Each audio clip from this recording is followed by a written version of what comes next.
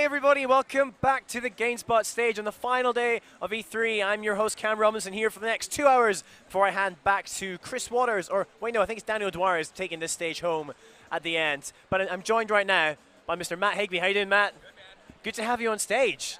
So Matt, what is a beautiful game that you make that lots of people play online and shoot each other in? Yeah, that's right, Planetside 2. It's a massively multiplayer first-person shooter. It allows thousands of players to directly and simultaneously fight with each other in massive battles that use air vehicles, ground vehicles, intense infantry action. All of it takes place in 64 square kilometer continents, so enormous handcrafted maps that players are able to play on. And, it's a persistent, free-to-play shooter game, and it's available now on the PC. And we're going to be bringing it this year to the PlayStation 4. And that's why you're here, right? Because it's like that's what I'm here to talk about. That loads of people have been enjoying on the PC. Like, I mean, if you look at I was looking at some of like the reviews and various things online. Like the desire for this game is huge. Like, how big is your audience on PC? We have a lot of players, and one of I think the main reasons is because there's just not another game like Planetside 2 out there. When we first started talking about Planetside 2, we had all these players who had really loved the original game, and they said, hey, I really love an MMO FPS game, but nothing else came along that really gave them that experience until Planetside 2 came out. So we kind of had this almost like captive, passionate, dedicated audience that was just waiting for the next big thing. And ever since we've started working on Planetside 2, those guys have been great. It's been growing. Planetside 2 has far more players than Planetside 1 ever had. And, every day we're listening to our players, trying to add new stuff for them, and trying to grow the game in exactly the way that they want to see it grow. Okay, so before we come on to exactly what it's going to be like on the PlayStation 4 and what owners of the PS4 can expect from Planetside 2, let's just, in case anyone watching who's never heard of the game or never played it, let's kind of go into detail about how it works. Okay. So if I was to sign up right now and play, how would I go through? What would be the first thing I do? So right now what you would do is you would go to planetside2.com, you would sign up for an account, and you would download it. Okay. And depending on your internet connection, a few minutes to a few hours later, you would be able to jump right into the game. And depending on how good your PC is, you would be able to run it at settings like we're seeing here. This is running at pretty ultra graphic settings. Yeah. But nice. Obviously you can go all the way down. But this would be the equivalent of what players on the PS4 would expect to see, this kind of level of graphic fidelity. Gotcha. And then in Planetside 2, there's 3 different empires that you select from. Each one has access to unique vehicles, unique weapons, kind of its own style of the way that they approach combat. And you choose an empire, you put your character in, and you have a persistent character that you then can play forever. You can add hundreds of hours of customization and personalization into the game by, getting your kit set up exactly the way that you want for your vehicles or for your infantry. There's so much depth to the different roles that are available for you to unlock and play, and it's all available for free right from the get-go. Fantastic. So when you make that choice, because there's the 3 factions, right? There's the kind of culty ones, there's like the rebel ones, and then there's the army ones, right? Kind of the pretty close. Pretty much, right? Pretty much. Yeah. If you don't mind my real simple way of breaking it down there. No, that's pretty good. Once you make that choice, can you change allegiance, or are you like tied in? That is one of the only choices in the game that's kind of permanent to your character. Okay. When you create a character, your gender, your name, and the empire that you're playing on, as well as the server that you're playing on, are pretty much fixed. Okay. But once you make those decisions, any class that you want to play, if you want to try playing a light assault, for instance, you can play as a light assault, and then if you need to be an engineer, no problem. You can go to an equipment terminal, switch to an engineer kit. You could put hundreds of hours into your engineer kit and switch over to a heavy assault when you're wanting to try that out. You can go earn certification points as a max or as a light assault and spend them on making your vehicles better if you want to. It's very free form, very open, and it's all designed around allowing players to fill the role that is needed right now for their team. Planetside at the end is a team-based game. It's thousands of people fighting against each other. So no matter how great you are in an FPS game, you're probably not going to be able to win a fight against 200 dudes.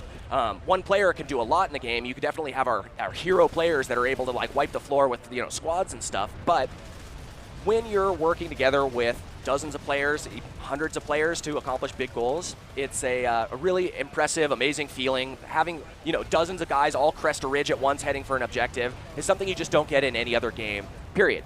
So that team play aspect and the player customization aspect really work together. You have your guy kitted out to do exactly what your team needs right now. You can be an individual in that, but you're also helping out your group and helping out your team, helping out your empire. Fantastic. So I mean, what are we looking at here? Can I describe what some of the gameplay that's going in here? So, or is this like a mashup, right? Yeah, so, I mean this is kind of. So you've got like vehicles. So do you find them littered about the environments, or do you kind of purchase them, or how does all that kind the of way stuff it works is in Planetside 2 you capture territory. So it's a completely persistent game again. So when you go and capture a base in the game, that base now is your base until someone comes and takes it away from you. And while your empire owns that base, all the players on that empire are earning resources for it. Those resources you can spend to get things like this max suit that we see on screen here, the vehicles that we were seeing earlier. I was wondering how you get those suits. There's like some guys look like really much more powerful, but that is from unlocks, is it? That's from basically unlocked in gameplay. So it's not something that you unlock permanently, but you spend resources for it when you want to get it, and then when it dies, it's gone. But those resources are earned by what your empire is doing in the world. So that's how the strategic game kind of attaches to the moment-to-moment gameplay. Gotcha. And you can see here all these different vehicles and infantry that we're seeing in the game. Unlike a lot of other shooters, every single thing you see is another player. It's all 100% PvP. So when you see 50 airplanes flying overhead doing bombing runs, those are all filled up with dudes that you can go like you can go be allies with. You can go up and shoot all those dudes. It's not just like some cutscene. So everything you're seeing here is 100% driven by the combined arms strategy of players actually playing the game.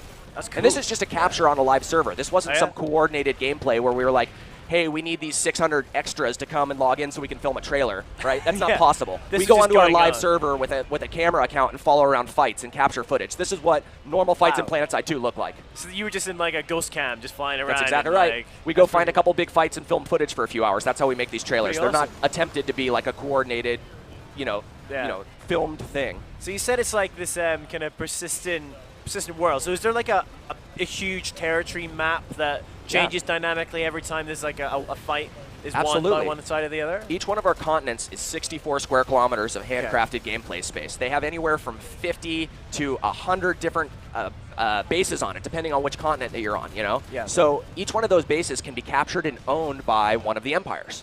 And they are constantly contentious. So you have these battlefronts that just move based on where enemies are deciding to push, based on where your empire is deciding to push. Sometimes they'll let you push a few bases and not like try to resist until it gets to a key base that they really want to hold, that they have a defensive strategy for, and you have to break it. So it's entirely set up and entirely driven by players and their strategies for capturing these different bases. There's very few kind of barriers between players that we've kind of erected to say, oh, you can't fight here right now. It's more like we slam players into each other and let them push around the map however they want. Fantastic. So these empires, the three that you can choose from, how do they affect how you're going to play the game from the offset? Is there different weapons, different vehicles, that type of stuff that you can get hold of depending on who you choose? Yeah, I mean, they kind of have...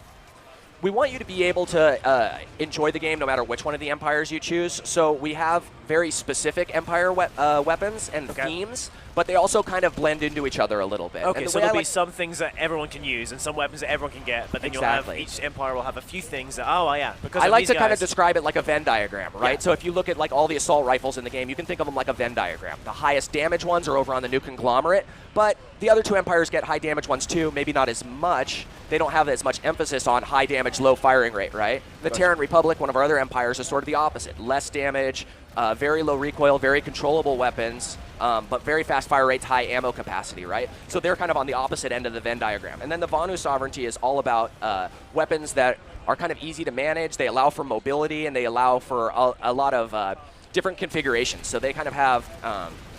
They have the ability to sort of switch their weapons up and have them play in a lot of different roles. So they have adaptability, kind of. So you can kind of think of them as being down here. But there's a lot of crossover in the middle. So if you really like close quarters combat, you're not going to be asked out because you're on the new conglomerate. You're going to be able to get a weapon that allows you to function really well as a close quarters. Now, it might not be as good as the best close quarters weapon that the TR can get. And then you have all these really cool counterbalances of when I'm fighting against the Terran Republic, they have this kind of max. When I'm fighting against the NC, they have this kind of max. So the way that you're fighting against each other is a little bit different. The way the armor interacts with each other is a little bit different. And that creates these sort of asymmetrical strategies that you use while you're fighting different troops. And so does that mean sometimes you get all three factions like fighting at the same time, vying over one base? So it's not just like one versus the other. All three are in there trying to capture the same point. Yeah, the way our base design works and the way the flow on our continents works, we have kind of lanes almost, where these bases sort of connect to each other in a certain way, and these other bases kind of connect to each other in a certain way. And some lanes kind of encourage three-way fights, and other lanes kind of encourage more two-way fights, because these enemies are coming from these sides around like this.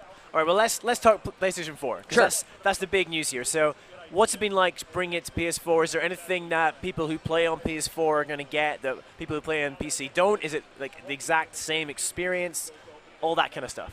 Well, our plan right now is to bring the entire PC game over to the PS4 whole hog. And the biggest difference that players are going to see, if you were to load up Planetside 2 right now, put it on ultra settings, put it at 1080p, and run it on your TV, that's almost the experience that you're going to be getting on the PS4. We're running right now on 1080p. We're peaking over 60 frames per second. We still have a lot of optimization to do. The biggest difference that you would notice is the user interface, because we're completely taking all of these big, deep MMO menus, and we're making them be accessible and easy to use on the gamepad, on the DualShock 4. And so kind of our entire our largest goal with the entire process right now of bringing the game over to the PS4 is to make it not feel like a console port. We want it to feel like a native AAA console game that just happens to be completely free and happens to have thousands of players and persistence and all the other things that Planetside does that no other game does. Fantastic. So, actually, we did do our little throw out to Twitter, didn't we, just before we came on live? So let's just double check to see if anyone has sent in some questions. I think we might have. Yeah, we certainly seem to have a few here. Oh, yeah. Fantastic. So, question for you from Stuart Hopkins. Is there any kind of squad hierarchy, like private, general, etc.? So, can you level up in your squad as you go? So in squads, we don't. We have a squad leader, and then we also have the other 11 members of the squad. And the squad leader can assign somebody else to be a squad leader if you want. There's lots of cool things that you can do with your squad. Yeah. But where we do have that functionality is in outfits. And outfits kind of create the backbone of the team play in Planetside 2.